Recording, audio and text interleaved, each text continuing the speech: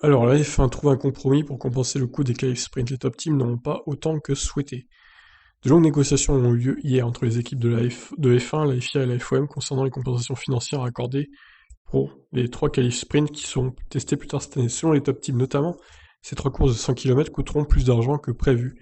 Et pour respecter le plafond budgétaire avec cette variable en plus, ce sera plus difficile pour elles que pour les équipes qui ne sont pas au plafond.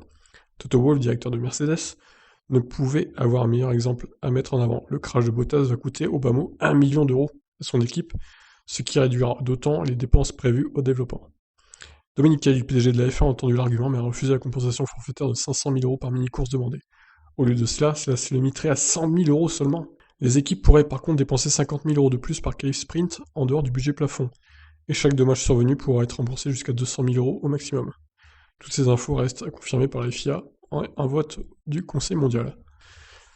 Ouais, c'est vrai que la voiture de Bottas s'est détruite, on va le voir après d'ailleurs, dans un autre article, mais ouais, elle a pris cher, hein. Il n'y a plus rien à en retirer de cette voiture. Donc voilà pour cette actu concernant les qualifs sprint. Je vous laisse réagir. Est-ce que vous trouvez que les sommes sont assez suffisantes ou pas? Du coup, ciao.